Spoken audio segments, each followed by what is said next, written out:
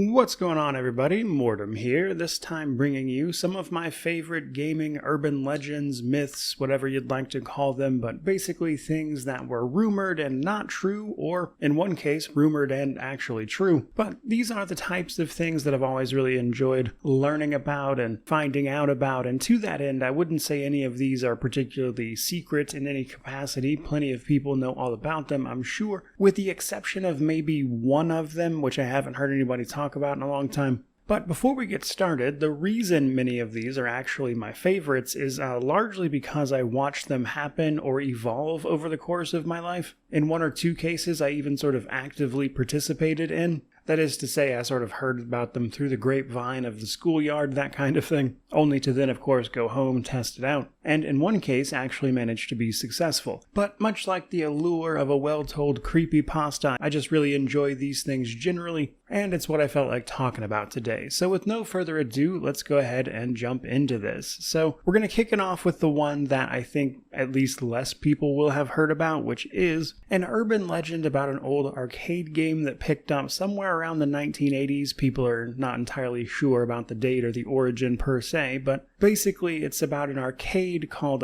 Polybius,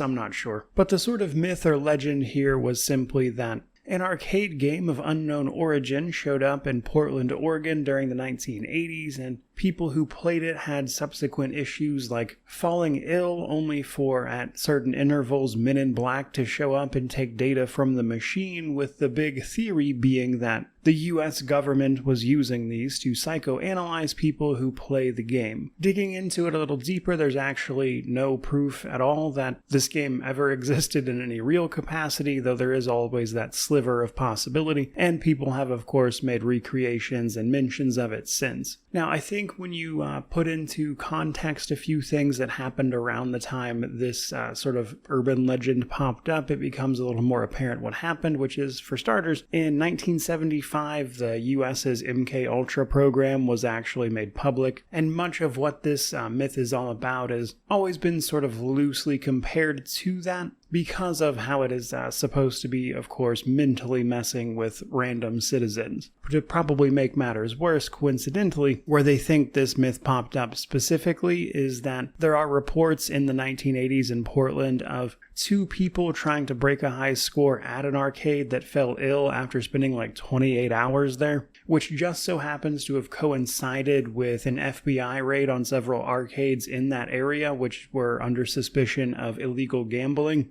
And so all of the pieces sort of culminated into this probable myth. But like any good urban legend, there's always that sliver of possibility here. So there's that. Now, moving it on to number 2, we get into the much more well-known stuff, starting first with GTA San Andreas and the infamous Sasquatch rumors. So basically the gist of it is that people say you can encounter Sasquatch or Bigfoot outside of Mount Chiliad, or sort of in that general region, as you play through San Andreas. Now, it has been proven basically 6 ways to Sunday that this was never true, and simply the results of things like mods or Photoshop, that type of stuff, to kick up rumors and get people to explore. Now, that said, personally, I was fairly young when this game came out, and thus a bit more impressionable, and so when people said this, I took it upon myself to, of course, try to track that down and figure it out, though it didn't help that my only access to this game was through one of my cousins, who was a bit older than I was, and certainly, let's say, happy to promote this rumor. And I spent many hours looking for it, which is probably why I think about this particular bit of fanciful storytelling positively, which is because I actually spent a lot of time trying to find it, of course being unsuccessful, which does bring us to our third entry though. And I would describe this one simply as being disappointing, frankly, which is Skyrim's bugs and jars. So this was a long-running sort of goal of people to find out what is going on with the bugs and jars in Skyrim. And if you follow Skyrim a lot, or if you watch a lot of YouTube about Skyrim, You probably already know where this is going, which, sad to say, frankly, to not bury the lead, is in fact nowhere. But there are, nonetheless, 5 bugs in jars with special art and everything that you can find scattered in a few locations in Skyrim that form a bit of a triangle, which people made a big deal out of. And in fact, if you investigate the items, you can find runes etched into them, which obviously fueled speculation. And that went on for a very long time until a very large Skyrim YouTuber, or the Elder Scrolls more generally YouTuber, Camelworks, looked into it and managed to get an official response from one of the developers behind it, which is to say that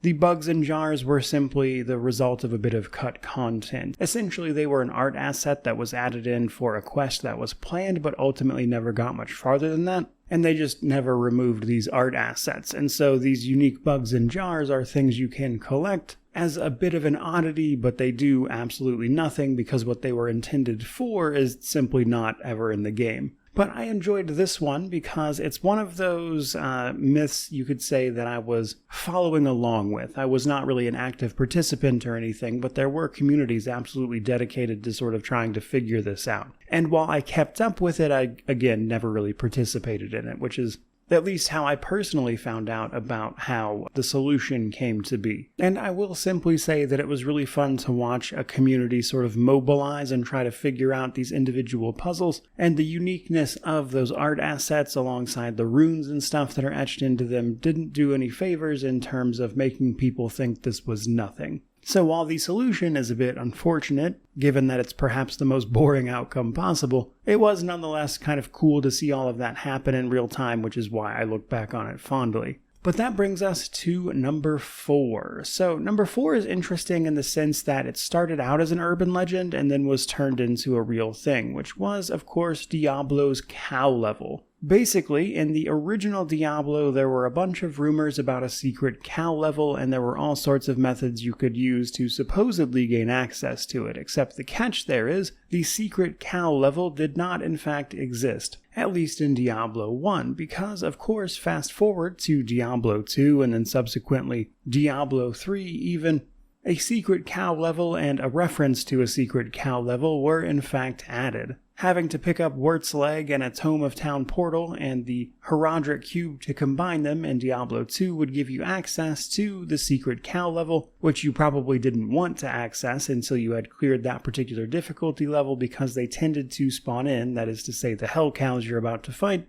at roughly the level of the final act, at which point you were then free to slaughter all of these cows, up to and including the Cow King. So that one was fun in the sense that by the time I found out about it, it was just this secret thing that people had mentioned about Diablo 2, and I learned from a friend how to actually access it. And then from there, I kind of learned the origin of the reference, with the original Diablo, of course, not actually having it. And then Diablo 3 went on to do something slightly different with its Whimsyshire edition, so there were certainly some fun times. But I wanted to end this on one of my favorites that I actively made use of, let's say, which is Missing Number from Pokemon Red and Blue, although technically you can do it in yellow as well. Essentially, Missing Number is a glitch that you can access via a few different input methods to mess with the code of the game, which results in you encountering Missing Number, or a Pokemon that is not supposed to be and is simply a placeholder for removed Pokemon. Now, there's a couple reasons you might actually want to encounter these guys, and I'll get to that in just a moment, but the way that I learned about this was basically just a friend at school when I was much younger told me about it, and then I went home and on, I think it was like a Game Boy Color actually, recreated the steps, and much to my surprise, it actually worked. Basically, what you do is,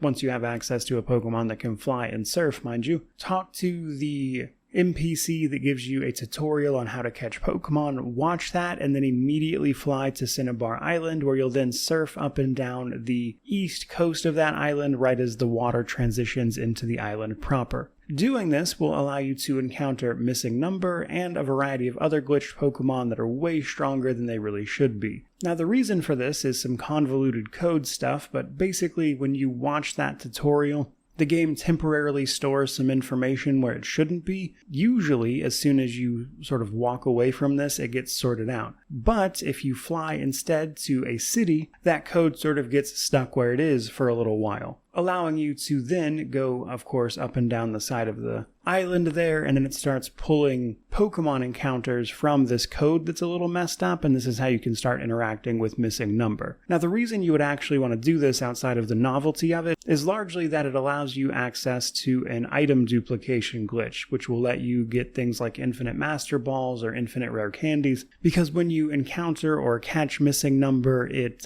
just massively amplifies the number of items in your 6th item slot in your bag. Now, Missing Number itself was fairly useless outside of that glitch, but you could also encounter other really strong Pokemon by doing this, who were also a little bit glitched. In fact, they would be like level 255, and then when you caught them, if you took them into any battle, they would immediately drop down to level 1, at which point their level could only be raised with rare candies, but luckily for you, you have infinite access to those. And using that, you could then just make some ludicrously overpowered and broken Pokemon that should not exist, that were almost certainly an affront to Arceus. But I had a lot of fun as a kid using this glitch to give myself infinite Master Balls to go catch the legendary birds specifically with, because for whatever reason, Zapdos never wanted to get in the Pokeball. As for today, though, I think that's pretty much going to wrap it up. There's been a few of my favorite sort of urban legends in gaming. I thought it might be fun to share and talk about those, sort of mix it up a little bit. But by all means, let me know how you feel about any of these down in the comment section below, or frankly, any others that you find particularly interesting. Off the top of my head, I know people love that one about how you could supposedly find a Mew under the truck in Pokemon as well, or the non-existent Kill Switch creepypasta. But either way, all that means to like, comment, subscribe, all that YouTube jazz. But regardless of any of that, truly, just thank you so much for watching. I really do appreciate it. May you wander in wisdom and have an amazing day.